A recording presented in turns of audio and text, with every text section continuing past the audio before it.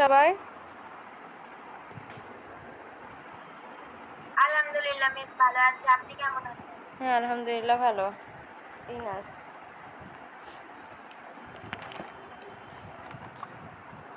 আচ্ছা, সবাই হচ্ছে একটু জয়েন হোক। কয়জন জয়েন হচ্ছে?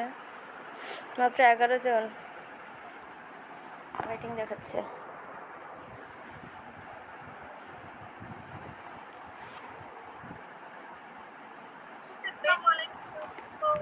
ওয়ালাইকুম আসসালাম। মিস আসসালামু আলাইকুম। ওয়ালাইকুম আসসালাম।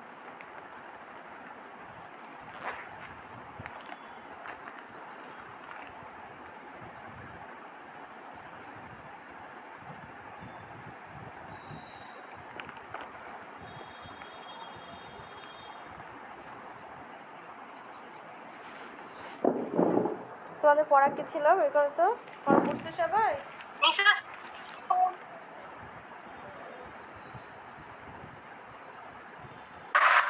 আসসালামু আলাইকুম।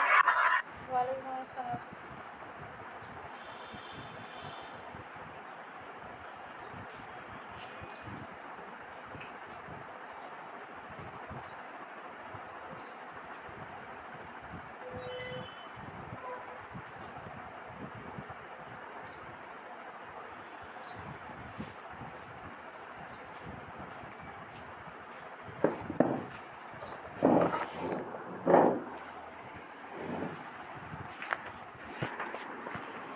আপনি কেমন আছেন? আচ্ছা, আলহামদুলিল্লাহ। স্টুডেন্ট সংখ্যা মাত্র 16। 110 জনের নাম ওঠাই খাতায়, আর 16 জন স্টুডেন্ট। কেমন লাগে?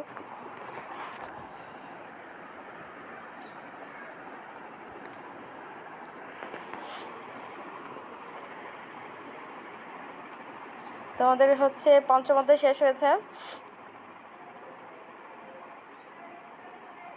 না মিস, পঞ্চম অধ্যায় শুরু করবে।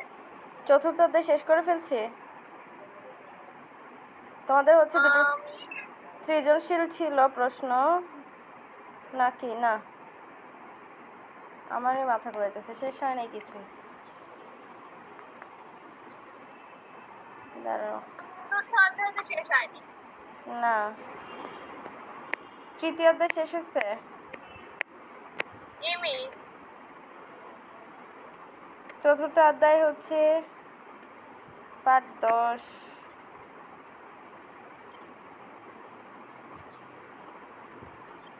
পাঠ 9 পড়া হয়েছে। পড়ছিল? জি মিস। পাঠ 10 আজকে পড়া হবে, তাই না? জি। আজকে পাঠ 10 থেকে তোমাদের হচ্ছে লেখা দিয়েছিলাম কিছু। SW কয়জন করছো? জি মিস করেছি। কয়জন জি মিস করেছি। জি মিস করেছি। করেছো?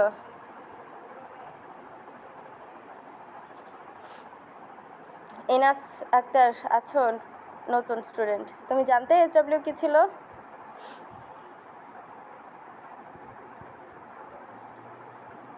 অমি, এরা এখন কথা বলবে না।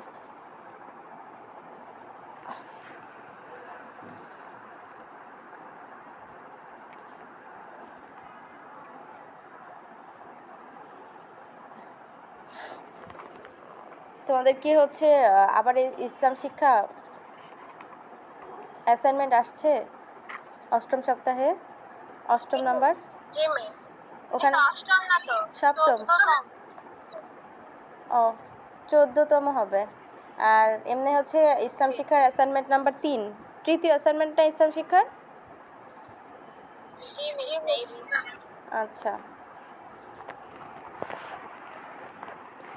ঠিক আছে। তো আজকে আমরা হচ্ছে পাঠ 10 থেকে পড়ব। পাঠ 10 হচ্ছে আখলাকে জামিমার একটা গুণ, দোষ, সেটা গুণ হবে না। সেটা হচ্ছে আল গাদাবু, ক্রোধ বা রাগ। ক্রোধের আরবি শব্দ গাদাব, যার অর্থ রাগ। স্বীয় স্বার্থ ক্ষুণ্ণ হওয়া বা কারো দ্বারা তিরস্কৃত হওয়ার কারণে প্রতিশোধ গ্রহণের ইচ্ছায় মানুষের মনের মধ্যে যে ক্ষোভের সৃষ্টি হয় তাকে ক্রোধ বলে। নিজের স্বার্থ নষ্ট হওয়ার কারণে অথবা কেউ হচ্ছে তিরস্কার করার কারণে মনে যে হচ্ছে কারোর প্রতি মানে প্রতিশোধ নেওয়ার ইচ্ছা জাগে, হ্যাঁ, যে ক্ষোভ সৃষ্টি হয় তাকে ক্রোধ বলে। অহংকার, তিরস্কার, ঝগড়া বিভিন্ন কারণেই হচ্ছে রাগের সৃষ্টি হয়, ক্রোধের সৃষ্টি হয়। ক্রোধ ও রাগের ফলে মানুষ অনেক নির্দয় ও অত্যাচারমূলক কর্মকাণ্ড করে ফেলে। পরবর্তীতে এর কারণে লজ্জিত হয় এবং হচ্ছে মানুষের ঘৃণার বা হচ্ছে উপেক্ষার পাত্র হয়, হ্যাঁ, মানুষ থেকে হচ্ছে এড়িয়ে চলে। তাই মানুষের উচিত, প্রত্যেক মুসলমানের উচিত যে ক্রোধের সময় নিজেকে কী করা, সংযত করা, সংবরণ করা। এ বিষয়ে মহানবী সাল্লাল্লাহু আলাইহি ওয়াসাল্লাম বলেছেন, লাইসা শাদীদু বিসুরাতি ইন্নামা শাদীদুল্লাযী ইয়ামলিকু নাফসাহু ইনদাল গাদাব। লাইসা শাদীদু বিসুরাতি, প্রকৃত বীর হচ্ছে শক্তিশালী সেই ব্যক্তি নয় যে কুস্তিতে লড়তে পারে, বরং হচ্ছে শক্তিশালী ব্যক্তি হচ্ছে যে রাগের সময় কী করে, নিজেকে সংযত করতে পারে। প্রকৃত শক্তিশালী সেই ব্যক্তি নয় যে কী করে কুস্তিতে লড়তে পারে, বরং প্রকৃত শক্তিশালী হচ্ছে সেই ব্যক্তি যে রাগের সময় নিজেকে কী করতে পারে, সংযত রাখতে পারে। রাগের হচ্ছে, তোমরা পারো রাগে নিজেকে কন্ট্রোল করতে? রাগ করে ভাঙচুর করো কয়জন? আচ্ছা, এমন কেউ?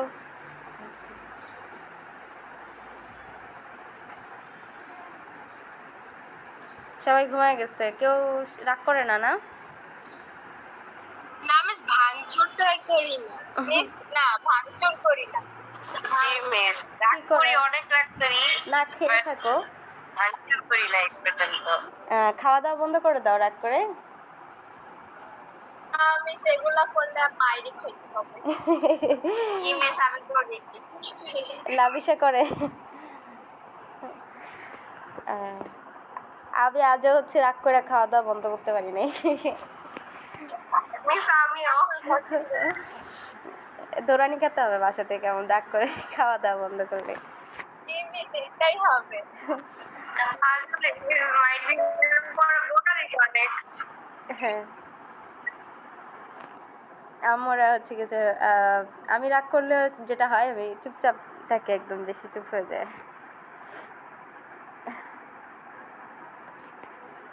আচ্ছা, তো রাগ করা ঠিক না। হ্যাঁ, রাগ আসুক, রাগ কখন আসতে হবে, যখন মনে করো হচ্ছে ইসলামের কোনো হচ্ছে ক্ষতি হচ্ছে বা হচ্ছে ইসলাম বিরোধী কাজ হচ্ছে, তখন তুমি রাগ করো, তোমার এতে তো কোনো মানা নেই।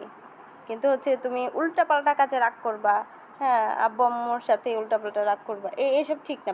বিশেষ করে বাবা মার সাথে কোনো বিষয়ে রাগ করাই ঠিক না। যদিও রাগ আসে সামনে দেখাবো না, কারণ আব্বু আম্মু অনেক কষ্ট পায়। রাগ হচ্ছে একটা খারাপ একটা বিষয়। মানে রাগী মানুষ ভালো, ঠিক আছে, কিন্তু ওদের রাগের কারণেই অনেক সময় দেখা যায় মানুষ ওদের পছন্দ করে না বা কষ্ট পায়। আচ্ছা, এর অপকারিতা দেখি। ক্রোধ বা রাগের, ক্রোধ একটি নিন্দনীয় বিষয়। এটি মানুষের মধ্যে ঝগড়া, বিবাদ ও হিংসা বিদ্বেষ সৃষ্টি করে, আর হিংসা মানুষের সৎকর্মসমূহ শেষ করে দেয়। ক্রোধের সময় মানুষের কোনো হিতাহিত জ্ঞান থাকে না, ভালো মন্দ কোনো জ্ঞান তার মাথায় থাকে না, সে নিজেকে সংযত রাখতে পারে না। ক্রোধ মানুষের ঈমানকেও ধ্বংস করে দেয়। এ সম্পর্কে মহানবী সাল্লাল্লাহু আলাইহি সাল্লাম বলেন, সিরকা মধুকে যেভাবে বিনাশ করে, ক্রোধও তেমনি ঈমানকে নষ্ট করে দেয়। সিরকা তো চিনো, তাই না? সিরকা চিনো না সবাই? মিস কি বলছেন? সিরকা চিনো? না মিস। এখন সিরকা বলতে একটা হচ্ছে চিনির পানি হতে পারে, আর একটা হচ্ছে ভিনেগার, আছে না?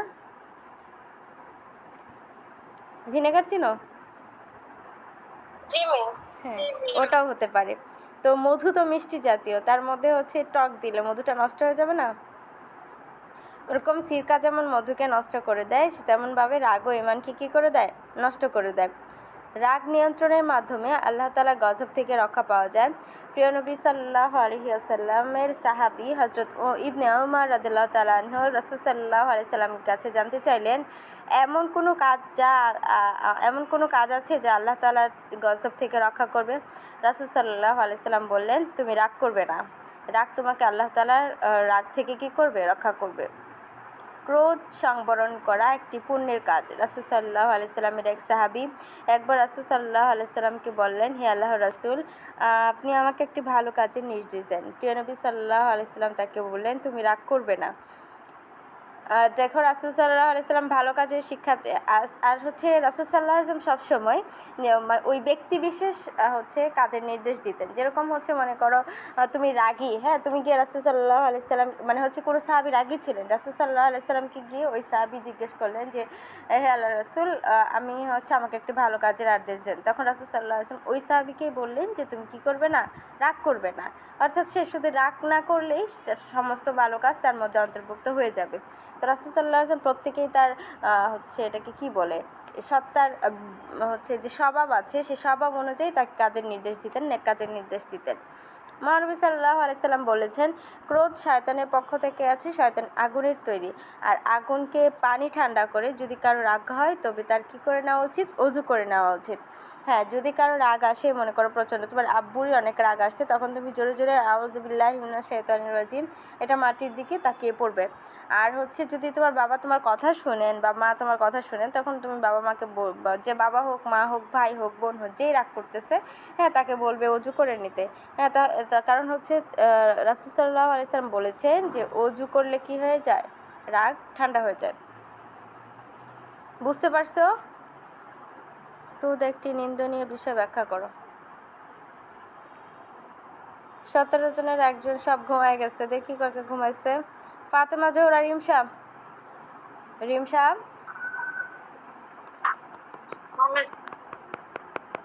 রিমশা ঘুমায় গেছে।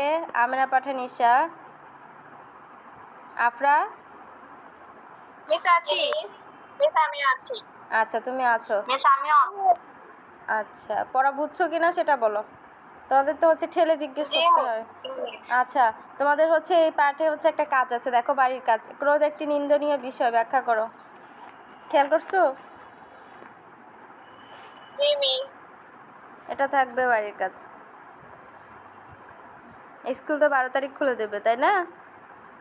এরপর থেকে তো সামনাসামনিই থাকবা। দেখো পাঠ 11, আল হিরসু, লোভ। লোভ একটি আরবি প্রতিশব্দ। লোভের আরবি প্রতিশব্দ হচ্ছে হিরসুন, অর্থ লালসা, লিপ্সা, মোহ, আকাঙ্ক্ষা, ইচ্ছা ইত্যাদি। অধিক পাওয়ার ইচ্ছা বা আকাঙ্ক্ষাকে লোভ বলে। লোভ হচ্ছে অর্থ সম্পদের লোভ হতে পারে, পদমর্যাদার লোভ, খাদ্যদ্রব্যের লোভ, পোশাক পরিচ্ছদের লোভ ইত্যাদি। লোভ হচ্ছে আসলে একটা খারাপ হচ্ছে অভ্যাস। লোভ মানুষের মনের শান্তি নষ্ট করে দেয়। অধিক পাওয়ার আকাঙ্ক্ষা মানুষকে সারাদিন বিভোর করে রাখে, ফলে নিজের কাছে যা আছে তাতে তুষ্ট না থেকে আরও পাওয়ার আশায় সে অস্থির থাকে। লোভ মানুষকে নানা প্রকার অপরাধমূলক কাজের দিকে ধাবিত করে। চুরি, ডাকাতি, রাহাজানি, কালোবাজারি, মজুতদারি, দ্রব্যে ভেজাল দেওয়া, সুদ ঘুষ খাওয়া ইত্যাদি অপরাধমূলক কাজ লোভের কারণে সংঘটিত হয়।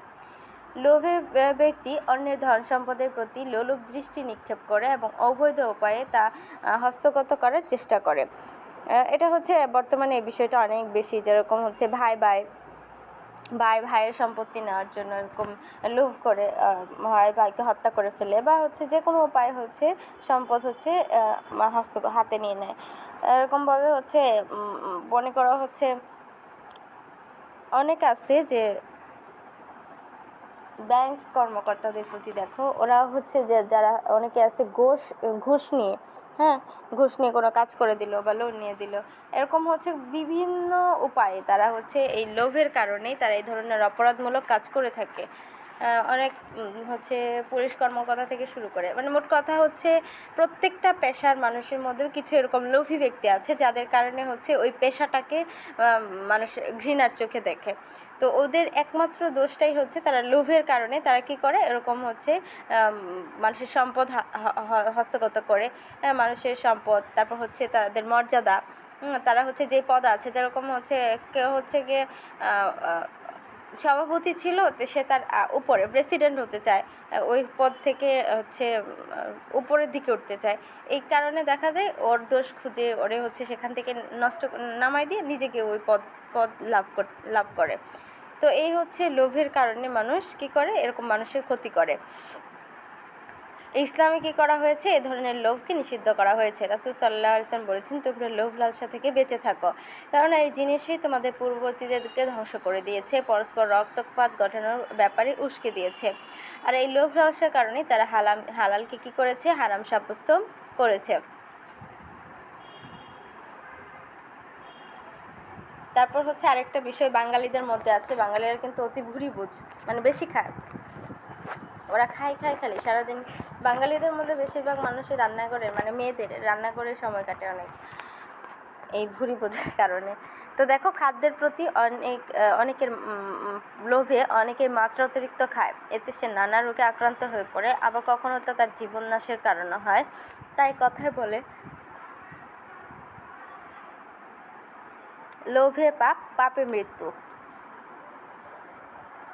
এই বিষয়টা হচ্ছে তোমরা হচ্ছে যেহেতু এখন তোমরা জানোই তো, হচ্ছে বেশি খাইলে কি হয়, অনেক সমস্যা হয়।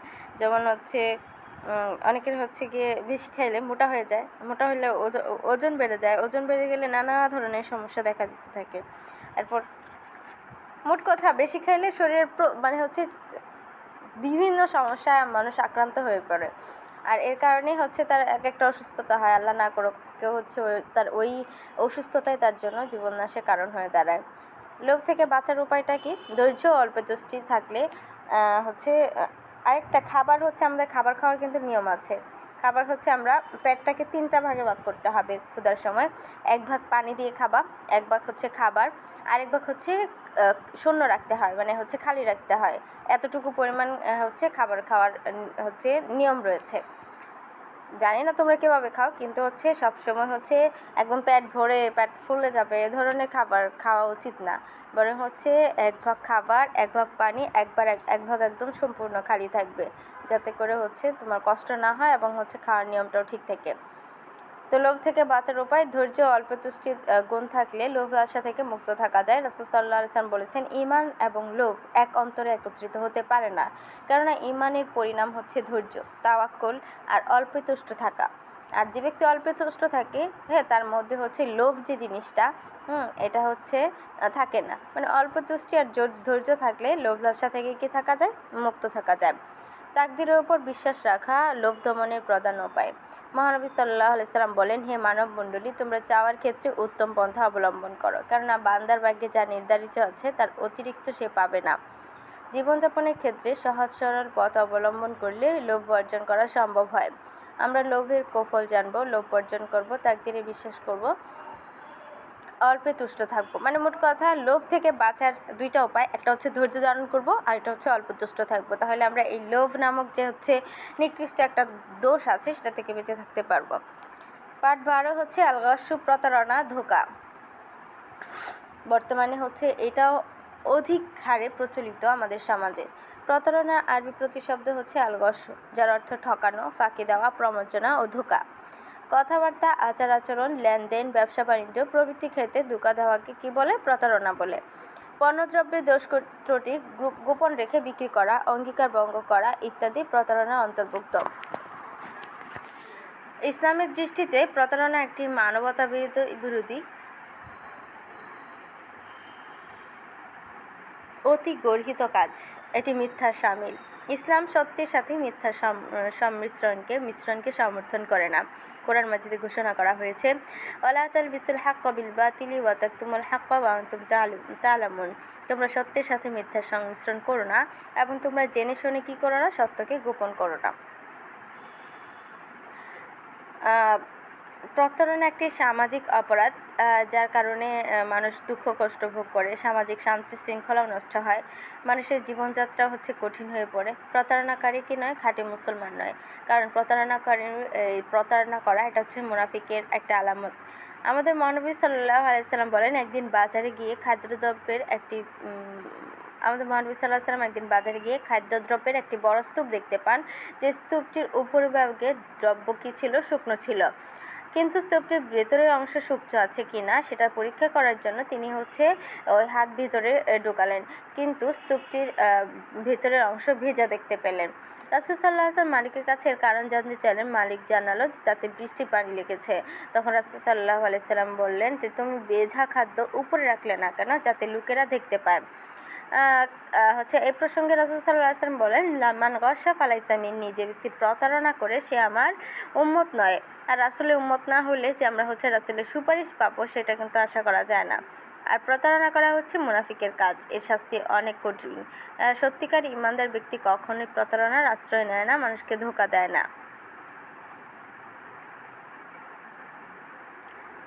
এ হচ্ছে প্রতারণা করা আর হচ্ছে শাস্তি বা যেটা বলো প্রতারণা করা কুফল। আর প্রতারণা কী সে সম্পর্কে আলোচনা গেল। পার্ট 13 হচ্ছে উকুকুল ওয়ালিদাইন, পিতামাতার অবাধ্য হওয়া। এটা আমাদের জন্য খুব গুরুত্বপূর্ণ একটা বিষয়।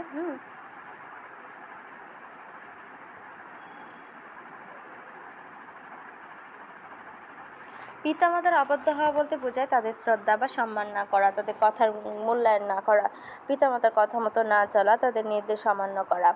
আল্লাহর অনুগ্রহের পর সন্তানদের প্রতি পিতামাতার অনুগ্রহ সবচেয়ে বেশি। তারা সন্তানের আপনজন। দেখো পৃথিবীতে তোমার অনেক বন্ধু বান্ধব, ক্লোজ ফ্রেন্ড, বেস্ট ফ্রেন্ড যেটাই বলো, হ্যাঁ, মানে হচ্ছে একদম কাছের মানুষ, মানে যাই বলো, বাবা মা ছাড়া কিন্তু কেউই আপন না। হ্যাঁ, তুমি খুব বিপদে পড়লে শুধুমাত্র একমাত্র বিপদে তোমার বাবা মাকেই পাশে পাবে। তো হচ্ছে আল্লাহ তাআলার পর একমাত্র দয়া বা অনুগ্রহ পিতামাতাই সবচেয়ে বেশি করেন। তাদের স্নেহ মমতায় সন্তান লালিত পালিত হয়। সন্তানের আরাম আয়েশের জন্য তারা সর্বোচ্চ ত্যাগ স্বীকার করেন। মা কিন্তু হচ্ছে 10 মাস 10 দিন গর্ভে রেখে কষ্ট করেন। এরপর হচ্ছে তুমি একদম তোমাকে বড়, তুমি ছোট থেকে তোমার খাইয়ে দাইয়ে একদম বুঝ হওয়া পর্যন্ত যেভাবে তিনি তোমাকে বড় করেন, এরপর বড় হওয়ার পর তোমাকে আরেক পদ্ধতিতে তোমাকে লালন পালন করেন। মোট কথা মা হচ্ছে তার সর্বোচ্চ দিয়ে তোমার পিছনে সময় ব্যয় করেন। আর বাবা হচ্ছে তোমার যে এই জিনিসপত্র যেটা লাগবে না লাগবে তিনি তার হচ্ছে মাথার ঘাম পায়ে ফেলে তুমি যেন মানুষের মতো মানুষ হও সে চেষ্টা করেন। তো বাবা মা তাদের হচ্ছে সর্বোচ্চ ত্যাগ স্বীকার করেন। সন্তানের ভবিষ্যৎ উন্নতির জন্য তারা সব ধরনের ব্যবস্থাই করেন। কাজেই সন্তানের কর্তব্য হলো পিতামাতার বাধ্য থাকা। পিতামাতার অবাধ্য হওয়া জঘন্য অপরাধ, এর অপকারিতা অনেক। দেখো শিরকের পর সবচেয়ে বড় গুনাহ হচ্ছে পিতামাতার অবাধ্য হওয়া। পিতামাতার অবাধ্য হওয়া পাপ এত ভয়াবহ যে স্বয়ং আল্লাহ তাআলা এই পাপ ক্ষমা করেন না। এ বিষয়ে রাসূল সাল্লাল্লাহু আলাইহি ওয়াসাল্লাম বলেন, মহান আল্লাহ তার ইচ্ছা অনুযায়ী সকল পাপই ক্ষমা করে দেন, কিন্তু পিতামাতার পাপ, অবাধ্যতার পাপ তিনি ক্ষমা করেন না। পিতামাতার অবাধ্য হলে পরকালে জাহান্নামের কঠিন আগুনে জ্বলতে হবে। হ্যাঁ, এ বিষয়ে রাসূল সাল্লাল্লাহু আলাইহি ওয়াসাল্লাম বলেন রাসূল সাল্লাল্লাহু আলাইহি ওয়াসাল্লাম বলেন যে তারাই তোমাদের বেহেশত ও দুজক, অর্থাৎ পিতামাতাই তোমাদের বেহেশত এবং দুজক। অর্থাৎ পিতার সন্তুষ্টির উপর যেমন জান্নাত লাভ নির্ভর করে, ঠিক তেমনি তাদের অসন্তুষ্টির কারণে সন্তান দোজখবাসী হবে। রাসূল সাল্লাল্লাহু আলাইহি ওয়াসাল্লাম আরও বলেন, তার নাক ধুলো মলিন হোক, আবার তার নাক ধুলো মলিন হোক, আবার তার নাক ধুলো মলিন হোক। এটা হচ্ছে কাউকে হচ্ছে মানে ধ্বংস হোক সে, বা হচ্ছে তা কাউকে এটাকে খেয়ে বা বলে, যেটা বলে হচ্ছে সতর্কতামূলক এই কথাগুলো বলা হতো আরবে। তাকে জিজ্ঞাসা করলো, হে আল্লাহ রসুল, রাসূলকে জিজ্ঞাসা করলো, হে আল্লাহ রসুল, সে কে যার নাক ধুলো মলিন হোক? তখন তিনি বললেন, যে ব্যক্তি তার পিতা মাতার যে কোনো একজনকে অথবা উভয়কে বৃদ্ধ অবস্থায় পেল, তবুও সে কী করতে পারলো না? বেহেশতে প্রবেশ করতে পারলো না। 4 হচ্ছে পিতামাতা অবাধ্য হওয়াকে আল্লাহ তাআলা হারাম ঘোষণা করেছেন। রাসূল সাল্লাল্লাহু আলাইহি ওয়াসাল্লাম বলেছেন, আল্লাহ তাআলা তোমাদের জন্য মায়েদের অবাধ্য হওয়াকে কী করে দিয়েছেন? হারাম ঘোষণা করে দিয়েছেন। 5 হচ্ছে পিতামাতার জন্য প্রতি সন্তানের পিতা সন্তানের প্রতি অসন্তুষ্ট হলে আল্লাহ তাআলা কী হন? অসন্তুষ্ট হন।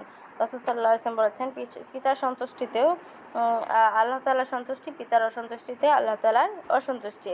পিতামাতা সন্তানের জন্য কখনোই তাদের কল্যাণের জন্য সবসময় কড়া শাসন করা কথা বলেন, এটাকে আমাদের মেনে নিতে হবে। তাহলে আমাদের ভবিষ্যৎ কী হবে? সুন্দর হবে।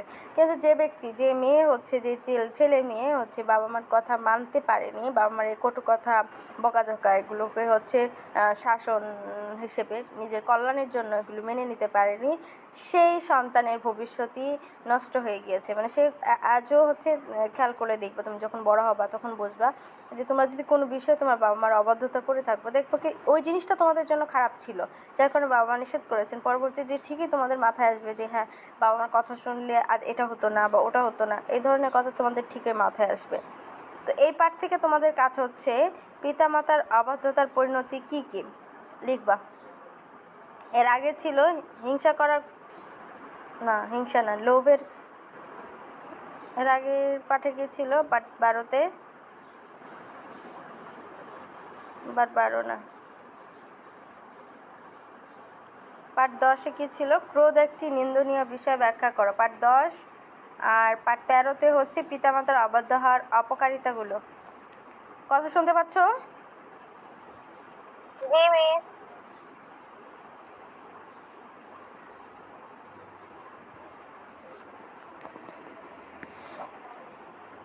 তোমাদের বাড়ির কাজ তো কি বুঝতে পারছো? জি মিস। আচ্ছা, আমরা হচ্ছে আজকে এই পার্ট অধ্যায় শেষ করব, দেখি পারি কিনা। পার্ট 14 হচ্ছে ইসারাতুন নিসাই, ইভটিজিং। বুঝো ইভটিজিং কি? হুম, জি মিস। ইভটিজিং বুঝো? না না মিস। আচ্ছা, আরে পুচকে টুচকে গুলো আচ্ছা, ইভটিজিং দেখো কি। ইভটিজিং একটি শব্দটি ইভ ও টিজিং এর একত্রিত রূপ। বাইবেল অনুসারে প্রথম নারীর নাম ইভ। এখানে ইভ বলতে নারী সমাজকে বোঝানো হয়েছে, আর টিজ অর্থ পরিহাস, জ্বালাতন করা, উত্ত্যক্ত করা, খেপানো। ইভটিজিং বলতে কথা, কাজ, আচরণ ইত্যাদির মাধ্যমে নারীদের উত্ত্যক্ত করাকে বোঝানো হয়েছে। নারীদের প্রতি অশালীন উক্তি করা, অশ্লীল অঙ্গভঙ্গি করা ইভটিজিংয়ের অন্তর্ভুক্ত। 1976 সালে প্রণীত ঢাকা মেট্রোপলিটন পুলিশ অর্ডিন্যান্সে ইভটিজিংকে সংজ্ঞায়িত করা হয়, যাতে বলা হয় রাস্তা বা জনসম্মুখে কোনো নারীকে অশোভন শব্দ, অঙ্গভঙ্গি ও মন্তব্যের মাধ্যমে যৌন উৎপীড়ন করা, মানে হচ্ছে নির্যাতন করাকে ইভটিজিং হিসেবে গণ্য হবে। তো এটা হচ্ছে, আমি একটা কথা বলি যে তোমরা বলতে পারো যে মিস আমরা হচ্ছে রাস্তাঘাটে চলাফেরা করব।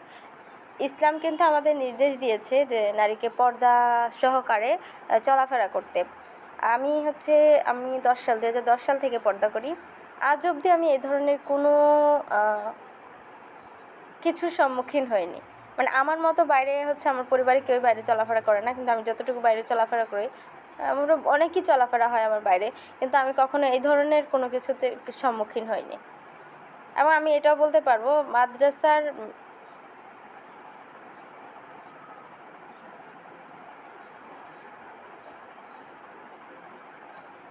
গেল আবার হচ্ছে কানেকশন লস্ট। কী করব এমন হইলে?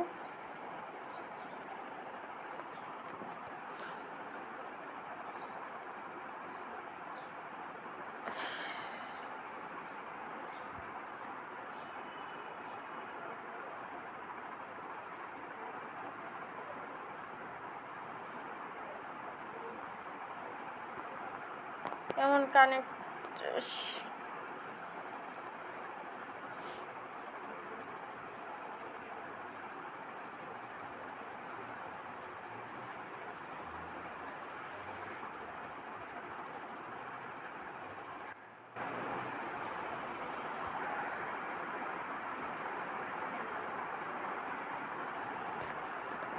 আচ্ছা, এখন শুনতে পাও কথা? জি মিস। এই হয়ে গেছিলো, ডিসকানেক্ট হয়ে গেছিলো, মানে বলতে হচ্ছে কানেকশন লস্ট হয়ে গেছে। লস্টের কারণে এই অবস্থা হয়েছে।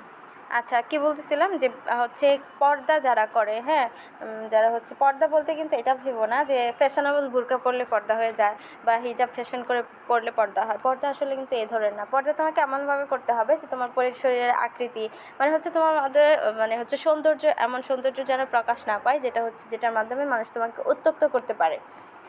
হ্যাঁ, এমনি হচ্ছে বোরকা পরলে কিন্তু মেয়েদের অনেক সুন্দর দেখায়, যদি সেটা চোখ তোমার সুন্দর থাকে, যে তোমার দেখতে ভাল লাগে। যাদের হচ্ছে পর্দা করা মেয়েদেরকে ভাল লাগে, তাদের চোখে কিন্তু পর্দা করলে অনেক সুন্দর দেখায়। তো আমার দেখা মতে, আমি হচ্ছে আমার 10 সাল থেকে এই পর্যন্ত মোট 11 বছরের অভিজ্ঞতায় আমি যতটুকু জানি, হচ্ছে বোরকা পরা মেয়েদের মধ্যে হচ্ছে যারা হচ্ছে শালীন বোরকা পরেছে এবং চলাফেরা করেছে, তারা এই ধরনের মানে আচরণের শিকার হয়নি। আর ইসলামও নির্দেশ দিয়েছে হচ্ছে আমাদের কি করতে,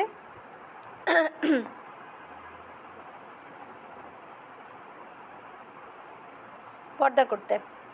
তো হচ্ছে তুমি হচ্ছে যদি হচ্ছে শালীনভাবে চলাফেরা করো, হ্যাঁ, পর্দা করে চলাফেরা করো, তাহলে অবশ্যই আমি মনে করি যে তুমি কখনো এই ধরনের ইভটিজিং বলো বা যাই বলো, যৌনহরণমূলক কোনো কিছুতেই তুমি করবে না, জড়াবে না, বা তোমাকে কেউ উত্ত্যক্ত করবে না।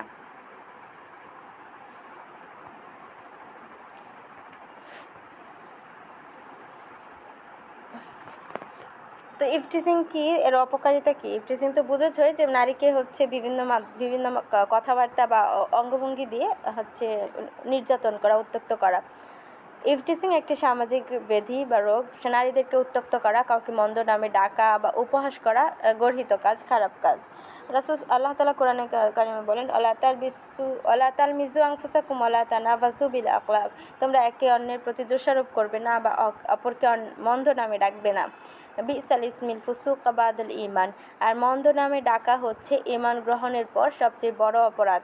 হ্যাঁ, ওয়ামাল্লাম ইয়াতুব ফাউলাইকা হুমুজ জালিমুন। যারা তওবা না করে তারাই হচ্ছে কি জালিম। বর্তমানে প্রায় স্কুল কলেজের সামনে, রাস্তার মোড়ে, গলির মুখে কিছু বখাটে ছেলে দাঁড়িয়ে মেয়েদেরকে উত্ত্যক্ত করে। এটা হচ্ছে যারা সম্মুখীন হয়েছে তারাই বুঝতে পারবে। এর ফলে অনেক মেয়ে নিরাপত্তাহীনতায় ভোগে, প্রয়োজনীয় শিক্ষা থেকে বঞ্চিত হয়।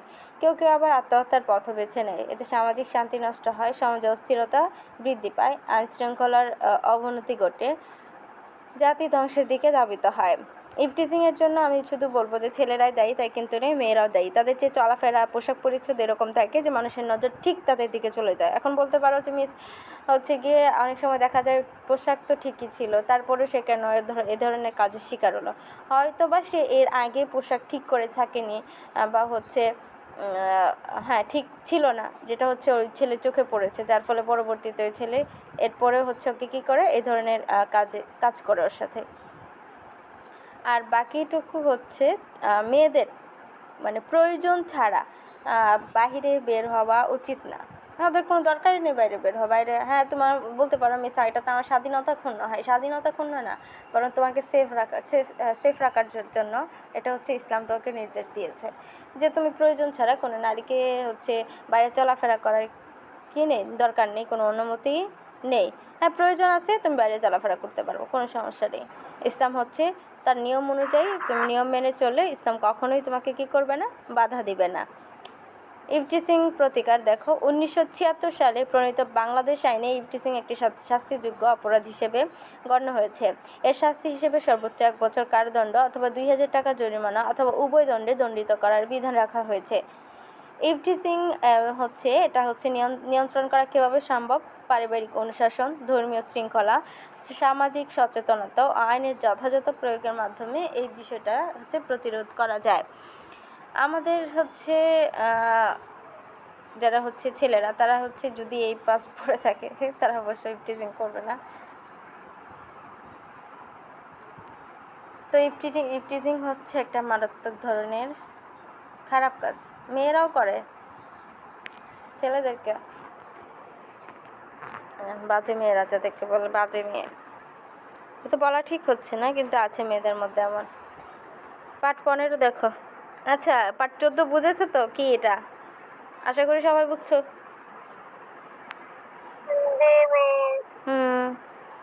পার্ট 15 দেখো,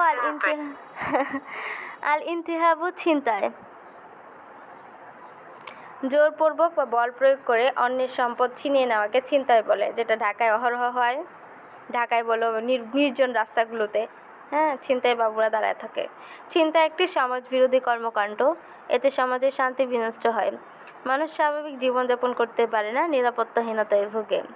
ছিনতাই একটি জঘন্য সামাজিক আচরণ। এটি চুরি ডাকাতি অপেক্ষা মারাত্মক। ছিনতাই সমাজের শান্তির শৃঙ্খলা নষ্ট করে দেয়, সামাজিক নিরাপত্তা বিঘ্নিত করে, মানুষের স্বাভাবিক জীবনযাত্রা হচ্ছে নষ্ট হয়, ব্যাহত হয়, থেমে যায়, মানুষের মূল্যবান অর্থ সম্পদের নিরাপত্তা নষ্ট হয়, সমাজ ও রাষ্ট্রের বিপর্যয় সৃষ্টি হয়। ছিনতাইকারী দুনিয়া ও আখিরাতে নির্মম শাস্তি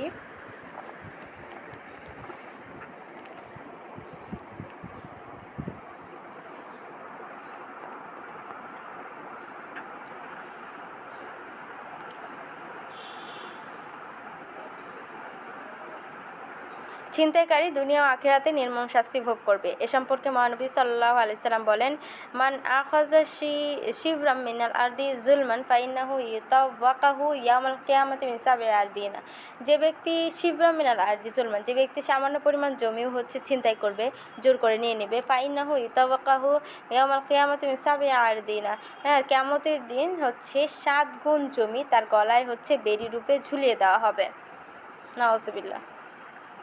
যে ব্যক্তি সামান্য পরিমাণ জিনিস ও জমি ছিনতাই করবে তার গলায় 7 গুণ জমি তার গলায় বেড়ি রূপে ঝুলিয়ে দেওয়া হবে।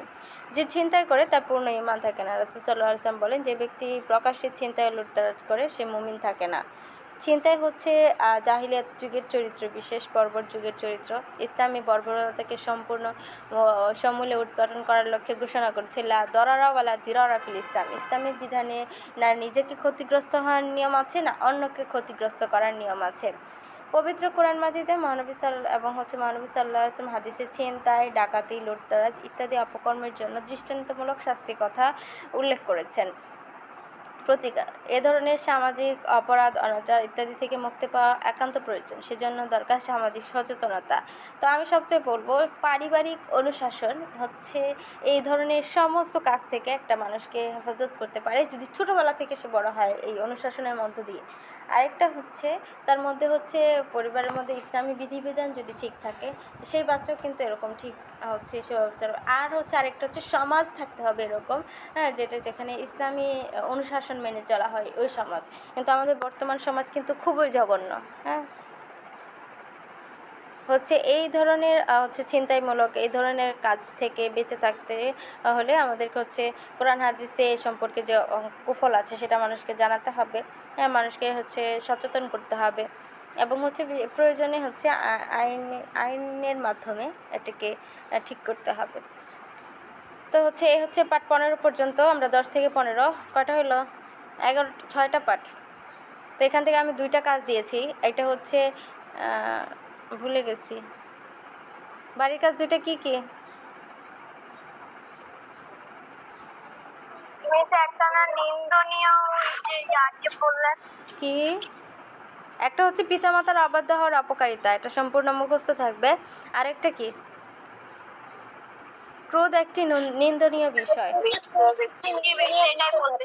আচ্ছা, আমি একটা গ্রুপ ক্রিয়েট করব, ক্লাস 7, ওখানে সবাই থাকবে। ওখানে তোমরা হচ্ছে গিয়ে আমার হচ্ছে SWটা দিবে, পারবে না? মানে হচ্ছে গ্রুপে দিলে হচ্ছে দেখা যায় হচ্ছে অন্যান্য হচ্ছে মূল যে বিষয়গুলো আছে তোমাদের ইম্পর্টেন্ট অনেক ইনফরমেশন তোমরা দেখতে পারবে না। তো সেই কারণে হচ্ছে একটা গ্রুপ ক্রিয়েট করি, সেখানে হচ্ছে তোমরা অ্যাড হও। হ্যাঁ, আমি যে করছি, হ্যাঁ আজকে এখনই আমি করব।